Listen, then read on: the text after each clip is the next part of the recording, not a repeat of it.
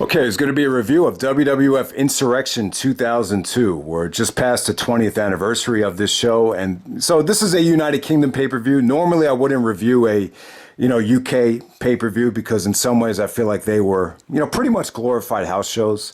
I thought these fans were great. I actually do think this is a pretty fun show. I wouldn't say it's bad. I wouldn't say it's great, but yeah, the reason I'm reviewing it is because it coincided with the plane ride from hell. And, I just thought this would be a fun review. We could, talk about the actual show and then at the same time we could refer back to the documentary. But yeah, the Plane Ride from Hell documentary released last fall. There was a lot of backlash. There was a lot of controversy. I know certain guys took hits, but at the same time, I think it was a very, well done documentary, and it did create a lot of buzz. And so this is a very historical pay-per-view, though. There's a couple interesting things about this that should be well documented. This is the first brand-only pay-per-view, even though it's a UK pay-per-view. It was the very first time they actually took the Raw brand, and it was just Raw exclusive. Hulk Hogan was actually the undisputed champion at the time, but for whatever reason, he didn't make the trip. At the time, the champion could actually wrestle on both brands, but because Hogan was drafted by SmackDown, I guess they had him stay with the SmackDown roster back in the States. But yeah. And then aside from that, this is actually the last WWF pay-per-view. I always thought it was Backlash 2002, but sometimes you forget about this show. So it's actually InsurreXtion 2002. That's the last World Wrestling Federation pay-per-view. At the time there was a lawsuit with the World Wildlife Fund over the WWF name. So then they transitioned into World Wrestling Entertainment, WWE, which a lot of people were pissed off about. They had to spend a lot of money with the advertising campaigns. I remember Austin was probably more upset about that than anybody because he kept on calling it WWF. He didn't give a shit. It took him years to get used to the WWE name. So that might have been like his other gripe before walking out of the company. But yeah, man, let's get right down to it. The first thing I want to touch on is the dark match. So I do want to make clear, though, that this show actually did get a DVD release in the United States. I actually did used to have it on DVD. I think I sold it a long time ago for whatever the reason. But yeah. It did get a DVD release, but it did not air in the States, though. It just aired on Sky Box Office in the United Kingdom. I believe that's accurate. So we got Mr. Perfect taking on Goldust. This is a dark match. Perfect goes over Goldust. The reason I'm bringing up the dark match is because Curt Hennig, Mr. Perfect, and Goldust were very instrumental in the plane ride from hell. Without these two guys, it wouldn't have been the same flight. I mean, Mr. Perfect got into the fight with Brock Lesnar. And to me, like that's the most fascinating thing about the fight is just to hear how physical Brock was and all the damage they did. And, people were worried that they were going to, open up the emergency exit. So, yeah, I mean, that had to be scary, though. Like, just think about being on that plane. And it was actually stated that, the stewardess said that if they broke a part of the plane and somehow, some way got depressurized, they might have had to make an emergency landing. And, who knows what would have happened. So it's crazy. But from my recollection, I remember there being reports that it was primarily over amateur wrestling because Perfect and Brock, I believe they both went to the same university at Minnesota. And, there was just I remember it being reported that there was a debate about who the better amateur wrestler was. But then, like, when you watch this documentary, it seems to me like Perfect was just H-bombing and ribbing people. And, Brock took offense to it and it pissed Brock Lesnar off. So the funny thing is, it came out years later that Brock hated traveling. So maybe this plane ride from hell where Brock takes a huge hit here, probably just as much as anybody, especially with this incident here. It just makes it sound like you don't want to get on a plane with Brock Lesnar. And, Brock hated traveling. And, maybe this plane ride from hell definitely backs up the fact that, Brock shouldn't be on, making these trips overseas. But I believe Brock still does. Like, these are huge moneymakers, though. So that's primarily the reason I think Brock still does make these trips. He went over to Saudi Arabia, obviously, because the ticket sales and the money is through the roof. But in terms of Goldust, man, it's almost like the stewardess felt sorry for him. Jim Ross said he found him nauseating. He got on the PA system and, was trying to, get back with Terry Runnels by, singing her a song. And I believe it's actually stated here that Goldust said vulgar things to Capilano, who was actually the other stewardess. The stewardess that they interview in the documentary, her name is actually Heidi Doyle. So the other stewardess that they did not interview, it seems like Goldust and her had some, it seemed like the other stewardess really was ruffled up, just as bad as Heidi was. But in some ways, I really think Heidi ended up looking really strong. They decided to end the documentary with her bite about coming forward and getting this whole thing off her chest. And to I think a lot of people that weren't fans or even people that were just checking this out, she almost ended up really coming across as genuinely the hero, I think, in the documentary. But yeah, Goldust actually, they decided to keep him on the roster. It's like, I didn't think Goldust did anything that bad. I mean, the singing over the PA system, it sounds to me like it was more nauseating and immature more than anything, but it's not like he committed a crime, by doing that. It seems like the worst thing Goldust did was, maybe some inappropriate things to the alternate stewardess. But let's move on to the main show. We got Rob Van Dam taking on Eddie Guerrero. So Eddie's the Intercontinental Champion. You saw him in Ring of Honor with the IC belt after beating RVD at Backlash. So this is the rematch. It seems to me like they wrestled throughout the whole tour. They actually showed clips of RVD and Eddie in Germany. Okay, so quickly I'll talk about the match. Great atmosphere. I thought Van Dam was over as hell. At this time, Eddie was still, full-blown heel. He just got back with the company. They're fighting over the frog splash. It was cool. I thought this was great booking to have Eddie go after RVD, because Van Dam calls it the 5-star frog splash, which is kind of a shot at Eddie, saying, oh, yeah, I do it the 5-star way. You just do it the regular way. So it definitely made a lot of sense on a lot of different levels. And I'll tell you what, like, if you love surfboards and monkey flips, RVD and Eddie, they both use both of those moves, just as good as anybody. So yeah, I thought this had great energy. Thought this was the match of the night. Kind of a shitty ending. Eddie starts, pushing the referee and he gets disqualified. Van Dam ends up hitting a variation of the frog splash where he actually switches angles in midair and splashes Eddie with the IC title draped over his chest. Looked really cool. So everybody goes home happy, but, because this was a DQ and because it was a little bit on the short side, I would definitely say this is the weakest of all the accessible RVD and Eddie Guerrero matches. But yeah, in terms of Eddie Guerrero, I just think it's awesome that Eddie was able to, combat all these distractions on that plane ride with all that alcohol and, all the recklessness and, all the pills and the pranks and all that shit. And you didn't hear a word about Eddie Guerrero. He just came back from rehab and, he was on a roll. So I'm just proud. I hate to say this, but I'm just proud that Eddie, got through this fight and, used this RVD feud to propel himself to this, the SmackDown Super 6 and winning the WWE champion. So yeah, Eddie was on a roll. Once you got into the summertime. So yeah, you didn't hear a word about Eddie Guerrero's behavior. And to me, like, that's one of the most remarkable things is, some of the guys that were able to behave and get through this plane ride from hell.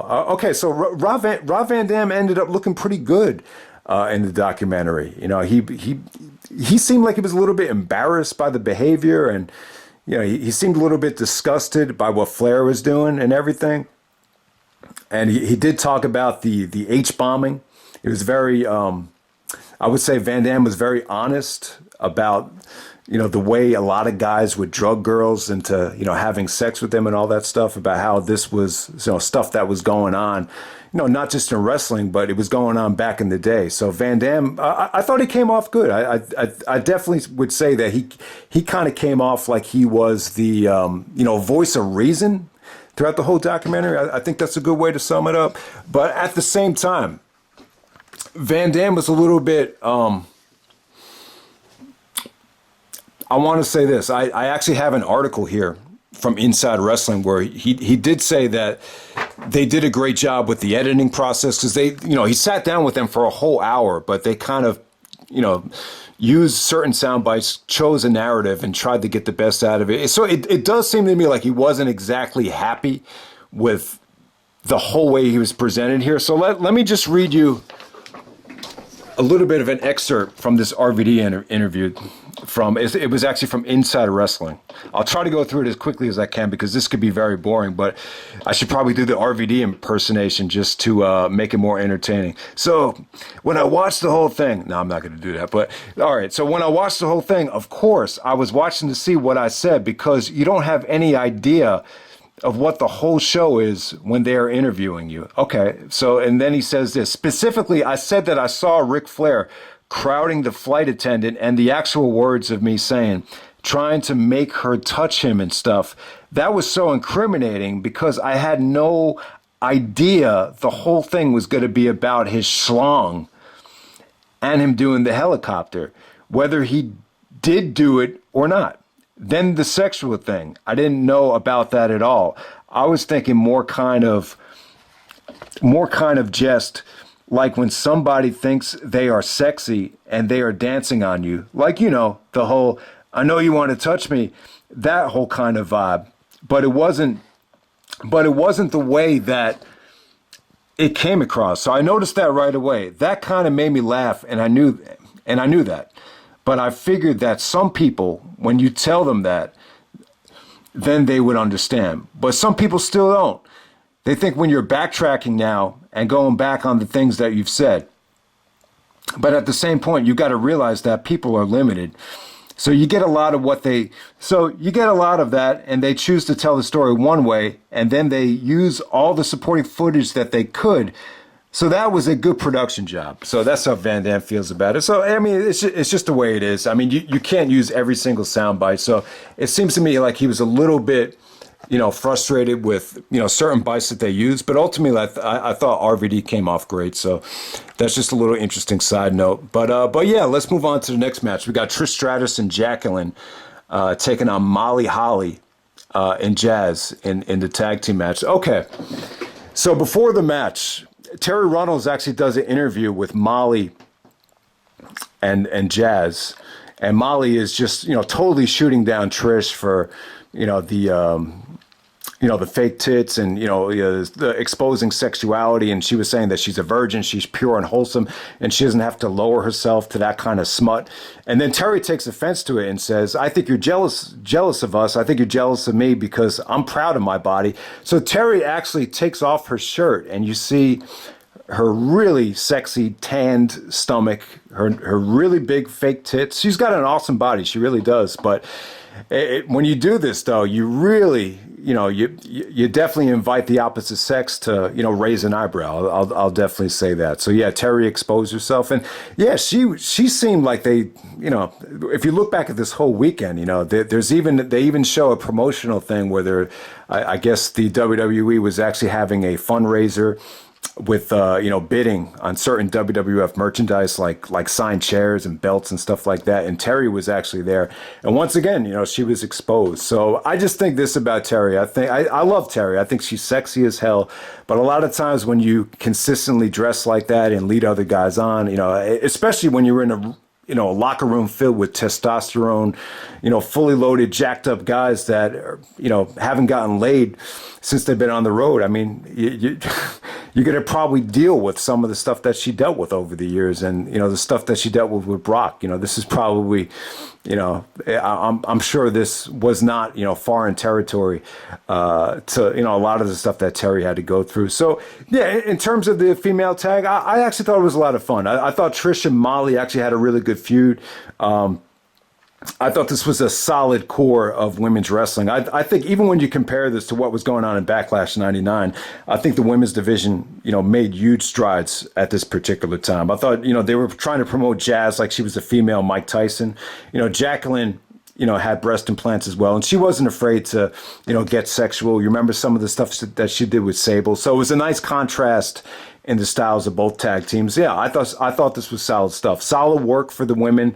Solid eye candy. You know, Trish never looked better in my opinion. So yeah, really thumbs up here. This felt more like a Raw match, but at the same time, it was very satisfying for the crowd. Okay, next up, you had X-Pac taking on Bradshaw, and the match wasn't bad right here. So X-Pac actually gets Bradshaw all bloodied up after a exposed turnbuckle actually shatters Bradshaw's forehead, and he's bleeding like crazy from the forehead. I actually thought this was solid stuff. At the time, X-Pac was still young. He was still had a lot of juice left. I thought this flowed really well. Bradshaw's probably in the midst of his biggest non-JBL push. So X-Pac goes over with the help of Scott Hall. Scott Hall did not look good here. There were some backstage segments where he just looked fucked up. He didn't look like he was all there, and obviously Scott Hall ended up getting fired as soon as they got back to the States. That was reported on a lot of the wrestling websites. I think even before the Mr. Perfect firing, to be honest with you. But yeah, X-Pac to me on this trip, he kind of reminds me of that kid in school that's just such a pain in the ass that the teacher actually isolates from the rest of the class, puts him in right by the chalkboard in front of the classroom with his back turned to the rest of the class because he's so bad. X-Pac reminds me of that kid. So what X-Pac did on the flight, so Bradshaw actually punched, I believe it was it Doc Hendricks? Yeah, it was Doc Hendricks, man. So Doc Hendricks had this reputation on these plane rides for, being really loud, getting drunk, and just causing a lot of noise. I could definitely see that. I could definitely see that happening. I believe there was other plane rides too where he was even more poorly behaved than this particular one. There's another plane ride episode out there about him and Linda McMahon, and he was about to take a piss on the plane before he actually got to the bathroom. I do not think this was actually this plane ride from hell. But the bottom line was, I could see Doc being annoying and everything. So Bradshaw is actually still nursing this wound. So obviously I don't think Bradshaw's in a great state of mind, especially when you have that laceration and you got to get all the way back to the States. I'm sure Bradshaw was, not in a great state of mind. So he actually punches Doc Hendricks in the face. And after Doc is actually knocked out, X-Pac actually cuts off his ponytail and puts it into a plastic bag. I believe the very next night on Raw, he actually put it in the locker room for everybody to see, and Jim Ross had to confiscate it. So that's pretty funny to me. I mean, obviously, it's not really adult behavior. It's the kind of behavior you would see on a, I guess Van Damme even said it, like a fifth grade elementary school trip. But that actually is pretty funny, though. That's the part of the documentary you could sit back and laugh, and it almost feels like something like that will work out really funny in a play right there. Okay, so next up we got two guys that didn't cause any controversy on the plane ride from hell, at least not to the public's knowledge. We got the hardcore match for the WWF Hardcore Championship. We got Stevie Richards from ECW defending the hardcore title against Booker T. Yeah, Stevie looked in great shape here. This is the best shape I've ever seen him in. He was slim, he was athletic, and him and Booker had a good match here. Booker T got a hero's welcome. This is actually before Booker T turned babyface, and he was red hot over in England. So I thought he was great. Some of the most physical bumps I've seen Booker take. Booker's not really a hardcore wrestler, but he took some, nasty bumps here with the garbage cans and the trash lids and the, kendo sticks. And I thought this was really fun stuff. Booker T actually wins the hardcore championship, but it's short-lived though. So after Booker T wins, you have Crash Holly interfering. Got some other guys from the hardcore division coming up. And ultimately, what female was it? I think it's Jazz that actually helped Stevie Richards actually win the hardcore title back. It's funny that you saw Crash Holly come out because when Eddie got attacked by the fan in the ladder match later that month, he thought the same exact thing that I thought. Like when I saw the guy, it looked like Crash Holly. He had like the hockey jersey on, and I think this almost like the same type of haircut. Crash Holly actually did interfere in this match, but ultimately, you wouldn't do a title change right before Raw. You know, you rarely do a title change at a house show or even on a UK pay-per-view. So Stevie Richards actually does win the belt back. But that had to be a huge treat for the UK fans to, you know, finally see a title change. So, yeah, so Booker T did win the hardcore title, but you know, Stevie did win it back. But, yeah, good stuff. This is definitely one of the better things of the night. Okay, next up we got the Hardy Boys taking on Brock Lesnar and Shawn Stasiak with Paul Heyman. Okay, so Brock's stuff was pretty well documented throughout the whole show, but aside from the fight with Mr. Perfect, it was actually at this pay-per-view where he actually, you know, they didn't go into great detail about whatever the hell he did. But I did talk about this in the Dark Side of the Ring Rewind review. But apparently Brock, you know, called Terry over and, you know, basically exposed himself to Terry. He made sexual advancements to Terry. Jim Ross said, could have happened. It could have happened. It could have happened. But, you know, I don't know. This is a situation. And then Terry basically no-sold it. The funny thing is here, Brock ended up marrying Sable. So I think, you know, if Brock was really that attracted to Terry, maybe just what the lesson that I think everybody can learn from it is, you know, maybe you just talk to Terry like she's not a fuck doll or a sex doll and just try to have a normal conversation with her. And maybe you could get a one night stand out of it. But, you know, you should never, you know, go up to a girl and just, you know, expose yourself and expect her. I don't know. I don't know what Brock was thinking. I think Brock was just, you know, trying to entertain himself or do whatever, but obviously Brock did not come off looking like a gentleman because of that, and as expected, Brock did not, you know, decide to talk to the Dark Side of the Ring crew to comment on the situation. But hey, you know, let's not dig too much deeper. Next up, we got the Hardy Boys taking on Brock Lesnar and Shawn Stasiak with Paul Heyman at their side. This is a lot of fun. So before the match even started, Heyman's telling Stasiak, just tag in Brock, just stand out there, don't do anything. And as soon as they come out there, Stasiak is trying to take over the whole match. And the whole time Stasiak is in the ring, Heyman is like, what are you doing? What are you doing? And then when Brock gets tagged in, Heyman just keeps on repeating the same shit. You are the next big thing. You are the next big thing. So, yeah, this was fun, man. Anytime Brock worked with the Hardys, I thought it was a lot of fun. I mean, the match didn't get too much time. Ultimately, Matt and Jeff Hardy took advantage of Shawn Stasiak. There was one point in the match where Stasiak made the blind tag. He comes in, and ultimately he gets defeated by the Hardys. So Stasiak does not take Paul Heyman's orders, and it definitely backfires on him. But yeah, I actually thought it was pretty funny. The match ends with Brock just F5ing everybody, including Shawn Stasiak. Stasiak was really good at being the goofier than a pet coon, as what, whoa, I'm getting an Amber Alert. Okay, next up we got Spike Dudley taking on William Regal. This is for the European Championship.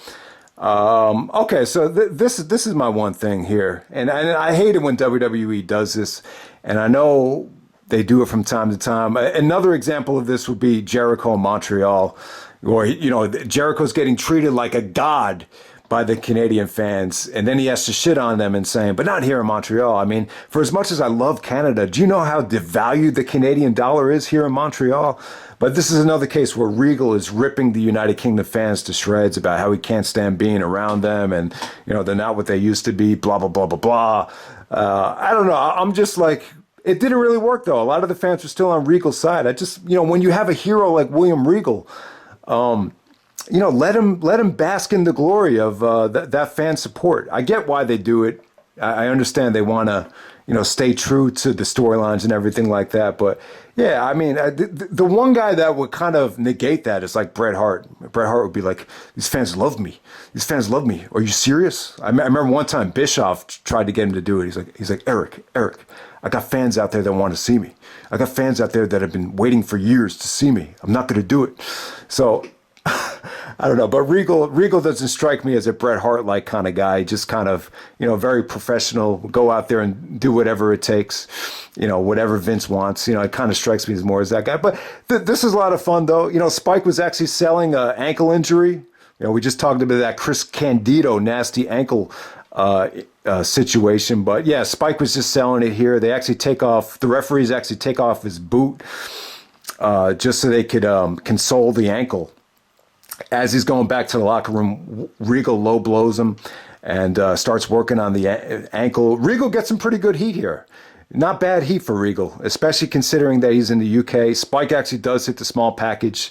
Yeah, the match could have been a little bit better, but yeah, it was cool to see Regal in front of the UK environment. But yeah, Regal's another guy that, you've heard about how he had a lot of drug issues in the past, but shockingly, you didn't hear about any negativity during the plane ride from hell. Okay, so next up we got Stone Cold Steve Austin taking on the Big Show. We got Ric Flair here as the special guest referee. So there's two referees here.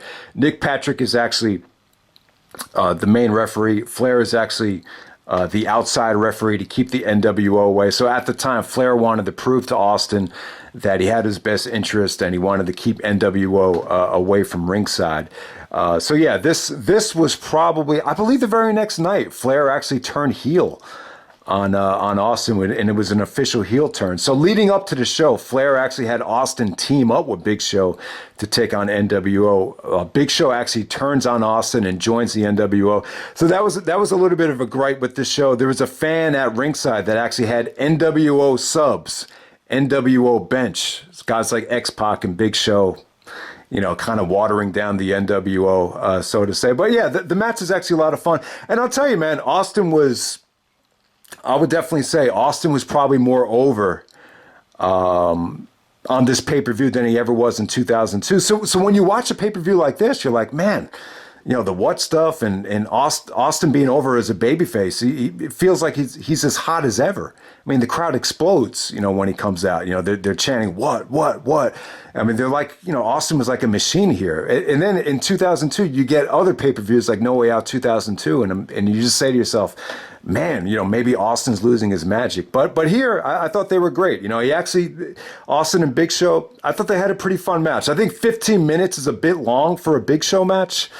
But they definitely got this job done. I think you could really give this 3 stars. I think 3 stars is being a little bit generous, but I'll be generous and I'll give it up. I thought they had a fun match. I think Flair being the referee actually played into it as well. It was just an entertaining situation.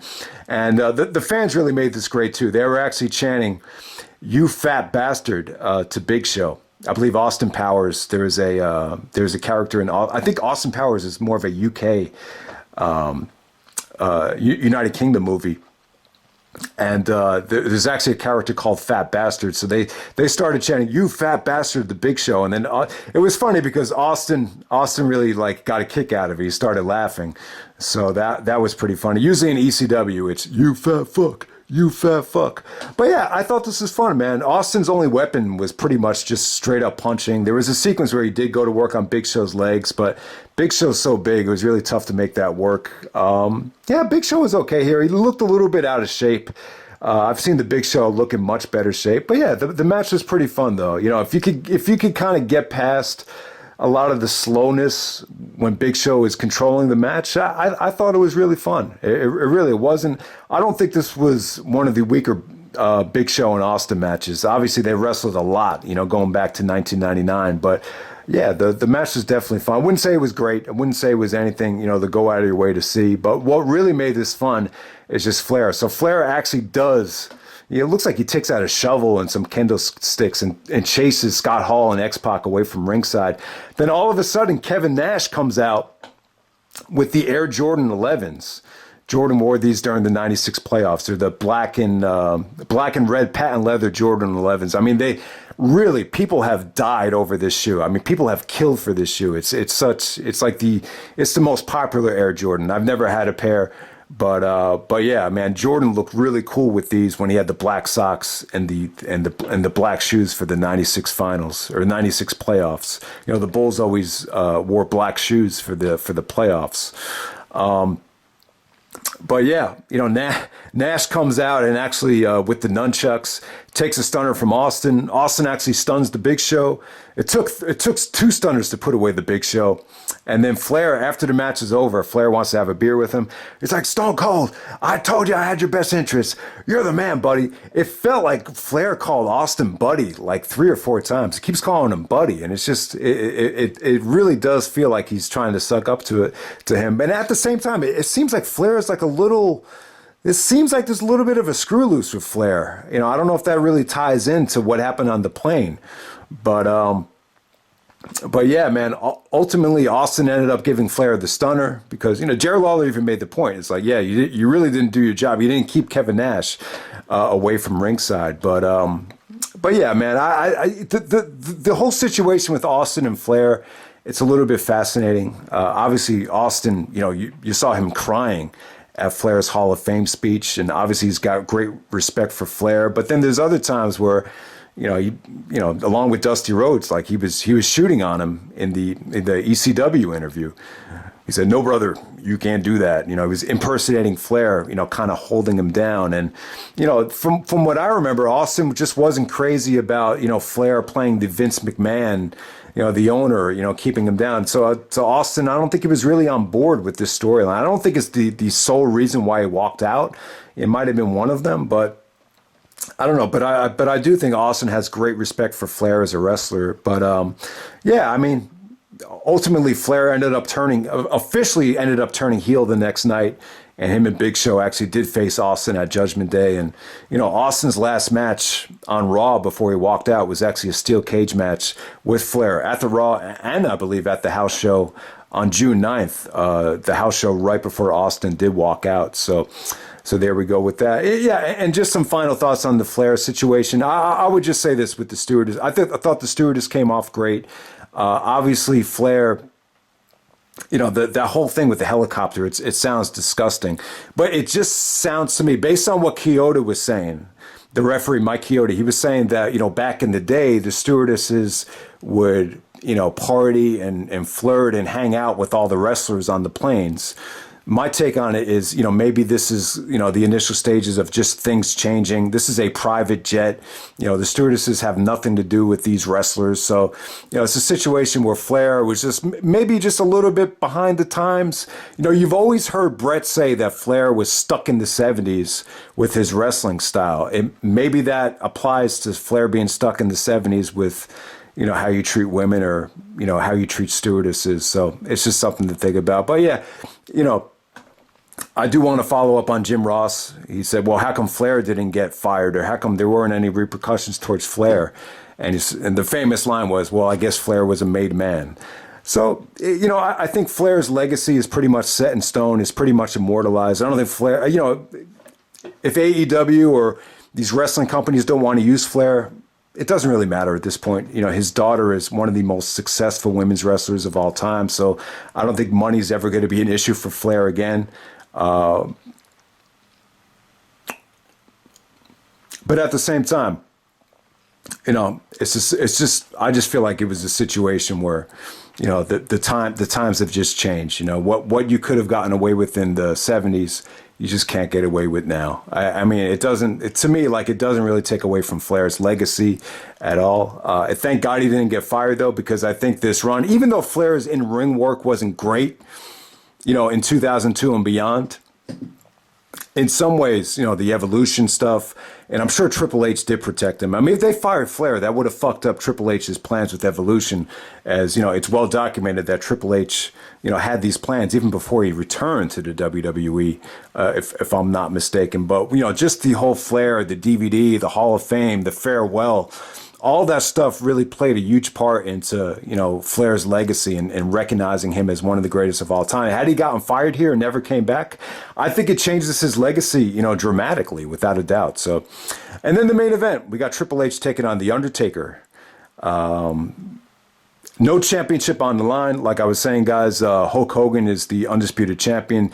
Taker actually screwed Triple H at Backlash because he knew it'd be a lot easier to beat Hogan for the belt than beating Triple H. This led to Triple H getting arrested after trying to assault The Undertaker on Raw. was a pretty nasty beatdown. Really good tension between these guys. They actually, the first Raw at the brand extension, there was a great promo between both guys. I was actually at WWF New York, and everyone was watching it and, fully engaged. Because the championship wasn't, on the line here, you were just kind of wondering when they're going to do Triple H and Undertaker. But they were able to do it at this UK show. So the rope actually ended up breaking here. There was an Irish whip from Triple H to Taker. The rope actually breaks. It doesn't we've seen worse rope breaks before, but the bottom line was they couldn't really, hit the ropes as hard anymore after that shot. So it definitely did hurt the match. I thought it was good. I thought it was solid. I mean, it's probably one of the weaker Triple H and Undertaker matches. This felt more like the King of the Ring 2002 than WrestleMania X7. I think even their other matches, in 2011, 2012, those were the WrestleMania matches were allowed to go into overkill mode. They weren't trying to do too much here. But yeah, I thought it was solid stuff. Taker took a lot of just simple but pretty vicious bumps. I mean, it wasn't a pretty match. It was definitely like bowling shoe ugly at times, but it really did feel like both guys worked hard and pretty solid stuff. I'm not going to say it was a bad main event. The King of the Ring match, King of the Ring was actually voted, worst show in the Pro Wrestling Observer, and obviously it had a lot to do with that match. Triple H was actually injured there, but this dynamic, for whatever reason, it just wasn't the best version of them. I think Triple H is carrying a lot of muscle. Both guys are probably carrying more weight than they ever had to up to that point, and I think it severely hurt their matches. The WrestleMania 17 match, Triple H bumped his ass off in that match for Undertaker, and that's what really made that match go. And along with the booking and the creativity, it was just such an awesome match. This was just pretty bland. It was pretty much on the bland side. I mean, there was a pretty nice counter from the pedigree into the chokeslam, but I mean, other than that, they were severely limited in what they could do because of the rope break. Triple H did kind of hit the Harley Race high knee. Usually does it when he's coming off the rope, but it looked a little bit awkward there. But he hits Undertaker with the pedigree, and pretty much everybody goes home happy. I wouldn't say either Taker or Triple H were really that over here. I mean, especially for like a UK crowd. Usually a UK pay-per-view main event, you get that really hot crowd. Here, it was pretty lukewarm. I wouldn't say it was a bad reception, but, it was kind of indicative of what they were going to do at King of the Ring 2002. And, that match was pretty much known as the worst Triple H and Undertaker match, but this wasn't that much better. I mean, this felt like more of an Undertaker house show match, which, a typical house show match isn't really anything special, but it's not a bad effort though. They definitely did work hard. I mean, that guys that big hitting the mat like that, you can't say they took the night off, because I don't feel like they took the night off. I really would not say that. But in terms of Triple H and Undertaker, you didn't hear anything about either guy on that plane ride from hell. So, kudos to both guys. But it seems like there's a lot of plane ride from hells. Like Kurt Angle even was talking about how, Vince actually took him down and started wrestling with him. And he said, yeah, that was the plane ride from hell. But, I would say that this is the plane ride from hell. There's probably other plane rides where, crazy shit happened, but I don't think you ever had the plethora of just such outrageous shit happen on one flight other than this one. So that's pretty much it, guys. Hope you guys enjoy the review. I don't know how this is going to come out. I just thought this would be fun to do because it is the 20th anniversary, and this was the biggest show. The question I got to ask is, was it really worth it? To go all the way over there, have all that stuff happen, and this be the show. You would just expect a much more, well-rounded show than this. But I don't think it was a bad show. The show is what it is. But, that's part of the job, though, man. It's rough, though. Being on a plane, being on a flight, it's not easy. I've been on flights, direct flights to California where you just feel sick. You got a headache and you want to do anything just to get up and just do something. And, even like making out, you rather like make out with a pretty girl that you see on the flight rather than just go back and sit down. So I could see, like, even without having alcohol in your system, I could see how it could be very tempting to just, get distracted. But they were in a rough situation, though, man. They were in a really, rough situation. There was a 7-hour delay. They went through all the alcohol. These types of things are probably going to happen. But yeah, Vince wants us to be a global brand, and it's great that they're able to go to the UK and draw all those fans out there. They actually went to Australia later on that summer, so that's part of the job, and it's part of the what makes the WWE is that they're able to appeal to so many different fan bases around the world. So it's obviously a good thing, but. Yeah, I mean, yeah, man, I would not want to get on, a flight, especially when there's a 7-hour delay. It sounds like a nightmare, but at this time they had their own charter, they had their own plane. But yeah, anytime you mix alcohol and pills, it's just, things like this are going to happen. But I feel bad for everybody here that ended up taking, any sort of criticism or abuse because, but the silver lining in all of this, and they even touched on it in the documentary. They had a clip of Cena and Undertaker where Taker is actually shaking Cena's hand, and it's kind of like the younger stars can learn from the mistakes of all these guys, and they're not going to go on to make mistakes like this, which really wasn't true. I mean, Randy Orton was heavily fined and. There were several suspensions that Orton had, over the years where he wrecked hotel rooms, and there's even other stories about what happened. But yeah, I mean, they kind of try to end it on a positive note, like everybody can learn from this, and I think that's true. I think everybody should learn from it, and we'll just leave it at that. So that's putting a nail in the coffin on the plane ride from hell, and I'm out. All right.